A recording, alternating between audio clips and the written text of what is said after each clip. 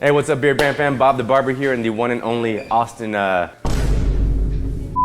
what's up, Beardbrand fam? It's Bob the Barber in the one and only Beardbrand Barbershop in Austin, Texas. And I've got my friend Dave, Greg Brzezinski's stunt double, and we're gonna clean him up, man.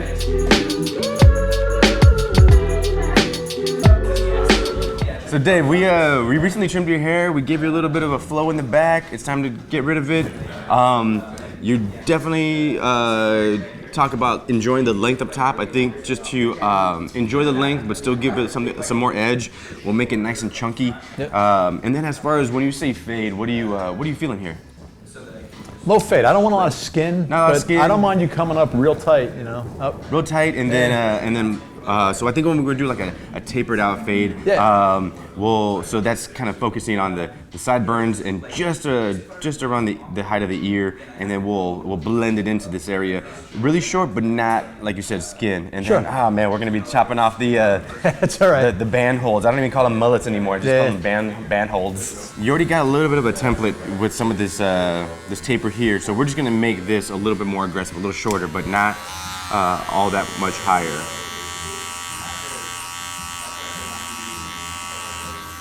I got my one guard on this clipper and got it opened up all the way to about a 1.5. Mm-hmm. And most taper fades are about the height of the ear, and then just in that sideburn area where it usually kind of separates into the beard. All right.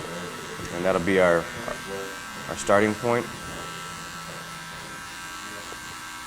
Now, should we just chop off the back so? I don't have to close my eyes. I can't see it. So. I got a forward guard, and that'll give me enough room to kind of finesse without getting too aggressive and short. And just like that, man, your hair is very beautiful and clean and healthy. So it just chops right through it, man. Yeah.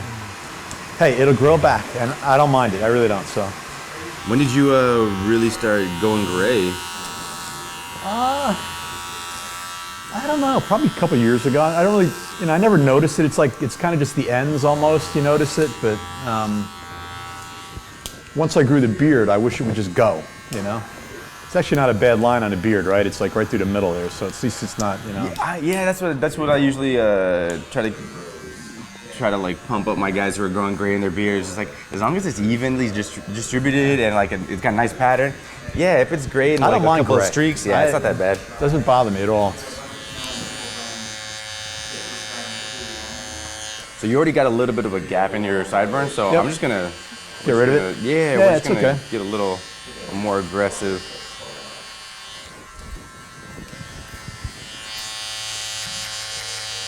Make it look like it's supposed to be there. I'm starting to see a little bit of the shape, and his hairlines start to get a little high right there. So that's kind of where we're gonna aim for a lot of the. Instead of trying to pretend like there's a lot of hair down there, you can see that there's density disappears right there. So that's where we'll get comfy with how high to take that taper. So we're still gonna be aggressive with this taper. We're just not gonna take it as high. In Bob, I trust. And it should grow out really nicely. This is like a gentleman's taper, but like for 2022, you know? I'm gonna try to keep it short over the summer, but I figure like in the fall, just like every other month, trim it up. Every other month, grow it out. That's typically the rotation for most cats getting their hair cut. About a month, 6 weeks.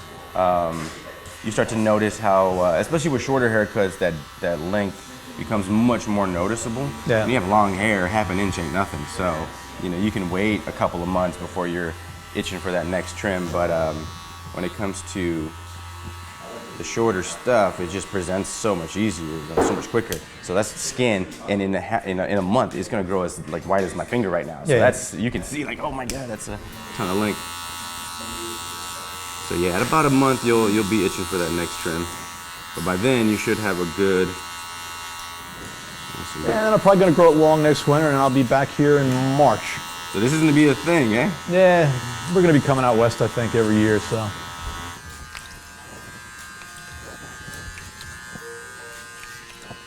you're liking the length, so we're gonna keep that front portion of the haircut as the hero. Leave a lot of that length up there, mess around with, but get a little shorter towards the back. Get rid of this bulk right here. You know, it's all mullet stuff, all band holds haircuts. So pretty much keep the same length. There's my last guide. It's growing out nice and even. So now, instead of just kind of keeping it squared to the head, we're gonna get a little bit more aggressive on the angle and taper. Just point my fingers downward. This way it makes that front portion of the hair look a lot more aggressive and cool. You can see as I go back, that guide gets a lot deeper, and we're just gonna follow it. So you reminded me that this is one of your first beards. Yeah, it is. Yeah. How's that going? I like it. I think my wife doesn't like it as much. She wants to tighten it more up. the length? Or? Yeah, the length. Yeah. Okay. She doesn't want you to remove the beard, just maybe get a little bit more. No, she wants me to remove it probably. But, oh, really? Yeah. I like it. I want to let it go a little bit, and like it just started growing the length down the the front a little bit. So I don't know. We'll see. The cat that wasn't just in my chair. He is a recent grad from UT, young guy, works at a law firm, and he was like, hey man, what do you think about the stash? Is it too porny? And I was like, dude, that's long gone, man. I think people making fun of stashes are, I told him, I was like, as soon as you see college baseball players rocking a mullet, a mustache, a thing, it's like, it's in vogue, man. Those guys are trendsetters, man. And mustaches are here to stay. I'm glad that they made a comeback, and I feel like the whole stigma, like, oh man, you're kind of, like it's a little creepy. Nah, that's it's more of a sign of confidence. Hell yeah. You see those firefighters rocking them, and everybody loves firefighters. You're right, man. I am like a firefighter. That's right. Yeah. This is when you focus on Jesse's little stash. I am basically a firefighter. Right. Yeah, you're basically like a sexy collegiate, like a collegiate baseball player, life-saving firefighter, just because of your stash. How do you see yourself styling this? Are you kind of just let it hang out kind of guy? You put a little bit of effort into it? I know you're on the road right now. I put a little bit of effort into it now that I'm blow drying it more, and I'm putting some of the clay in it to keep it up. Nice. Okay. I kind of part it off center, but I don't know. What do you, where do you prefer your part? Are you a left? I think I'm on this side. Yeah. Your whirl right here would indicate that like the easiest way to part it would be this left to right. But once again, like for me, I let the client, it's just you can get more volume if you go this way because the hair is growing the opposite direction. So just naturally, it wants to fight gravity. So like I said, when I try to cut hair for cats who want to rock different styles, it's very symmetrical. Like I said, I want to leave a lot of the length up front to make it a little more edgy, but overall the length should be nice and symmetrical, going left to right. I've never blow dry my hair until this last month. Really? I never. I mean, it would have to be dead of winter for me to, blow dry. But I found that blow drying it makes it a lot easier to work with. It does. And it doesn't have to be like this really concerted effort, right? It's more just like quick. I call it a rough dry. You get that moisture out of it, give it a little bit of volume. What heat does to hair is it relaxes it, straightens it out if you have curly hair, or adds volume. It depends on how you do it, but it definitely enhances what you're going for. And once you learn how to do that shit, you're in good shape. This is the part I wanted to see how close I could get on those sides. Already got your taper started, and now we're just going to finesse this. I don't want you to have a mushroom, but at the same time, I don't want to have a super high and tight. So we'll start like tuck the comb under that hair, and pull it out about ½ an inch, and cut with the grain of the hair. That way, it starts to lay back a little bit smoother.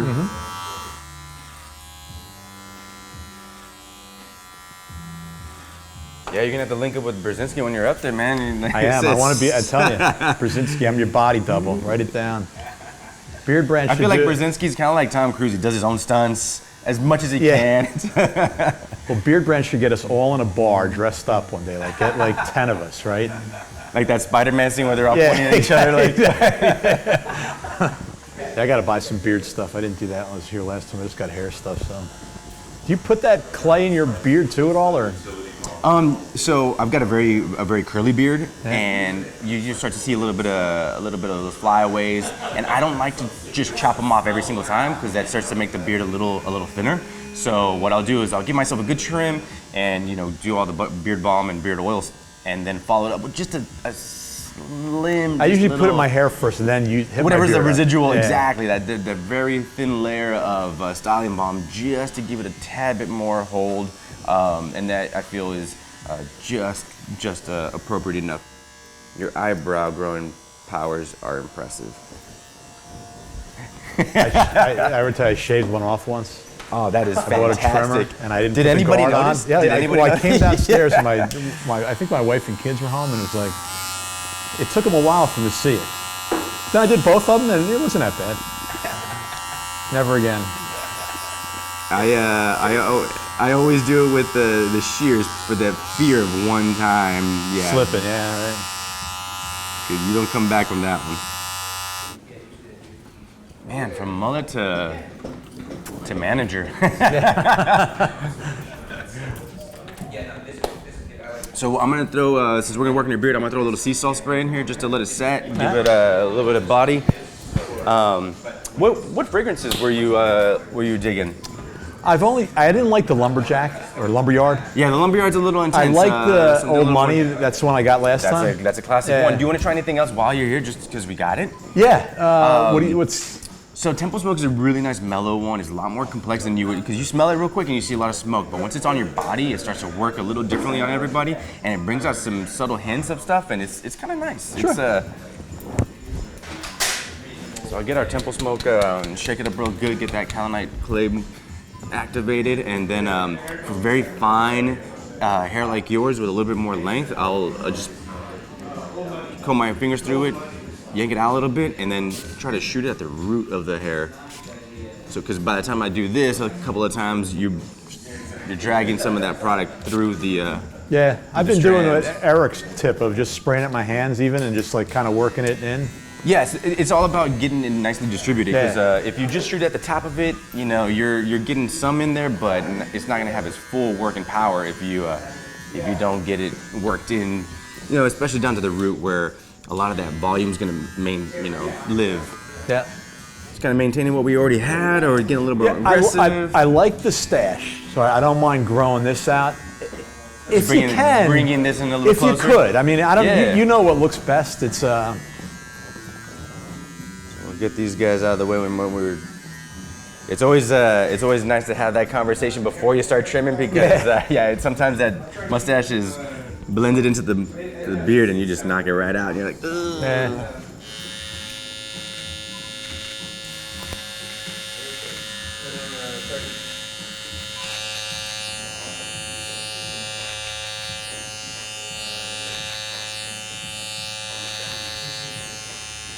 So whenever I do a closer fade on people's hair, I usually try to match it up with the aggression, like how aggressive I get on the taper going down into the beard. So if it comes up this high, I try to do the same thing, mimic it a little bit, so that there's a nice balance to the face, as opposed to leaving a really high sideburn beard when you have a super high fade. And it seems to grow a lot faster right there where you're trimming, so it looks goofy after like 3 weeks. Exactly. That's one of the first places that you start to notice. Like I said, you grow about half an inch of beard as well. So if that were to come half an inch off of your face, and you have this beard that kind of bows out a little bit, it's not the best look.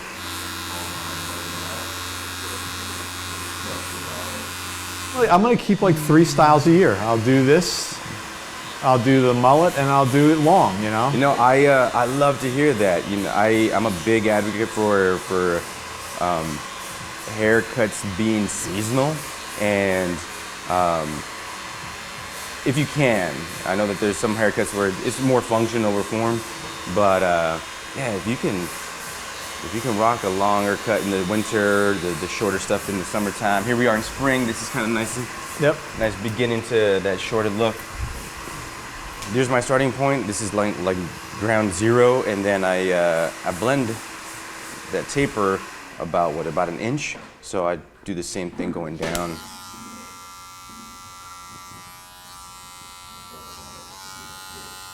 And it's just a rule of thumb. It's not necessarily like the end all. You can have a lot of fun with how aggressive you go with the taper, how low, how high. Makes a haircut look completely different. Like this is more of a taper fade as opposed to a low fade, where a low fade would be much more aggressive, kind of continuing all the way around, but most of the action happens here and down here at the nape, as opposed to, like I said, a higher fade where you're just trimming all that down. So a little bit more volume and body moving up, so it just looks more dramatic. So on somebody's beard it's a little straighter, it's a little more flat, close to the face. Sea salt spray is really nice in order to give it some body. Yeah.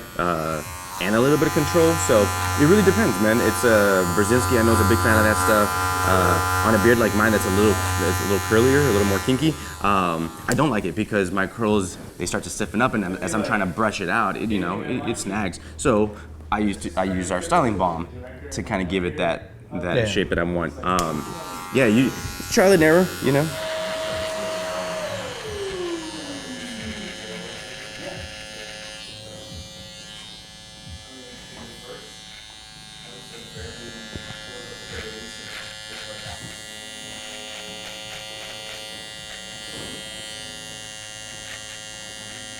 I'm just trying to like get that beard a little closer to your face, but going with the grain, so it's a lot less aggressive. So if we were to go up against the grain, that hair would tuck right into those teeth and all come off. Yep. So, I get a way better view than you do. So this is a lot scarier for you to do it to yourself. But now that blow dryer, when you're blow drying the hair yourself, are you using a brush and a comb, and are you just kind of getting some of that moisture out? Just using my hands, pretty much. Perfect. Yeah, that's it's one of my favorite ways to do it. It speeds up the drying process, and you have fine enough hair. Once again, this is not something that works for everybody, but even just blowing the hair up a little higher, you get some volume. Adding a comb or a brush will definitely smooth out things and training it a little better. But if you can learn how to direct the air at the hair to get the desired effect, yeah, you don't need anything else other than a blow dryer in your fingers. And to address, just to get a little bit more hold throughout the day, we'll get some styling balm in there. All right. And I like to, once again, because I want to maintain that volume, I don't want the product to go into my hair or your hair too wet. So emulsifying it down to like just a very slim film, you'll be able to get product in there, but without chunking it up in certain areas, and you start to get a lot of hold, but without the crunch. Yep. So that I don't know when that deadline is. So you want to check that, but you want creative action, which is the better one. So I know you said that you don't necessarily hard part it, but for dramatic effect, just to get that little extra pizzazz.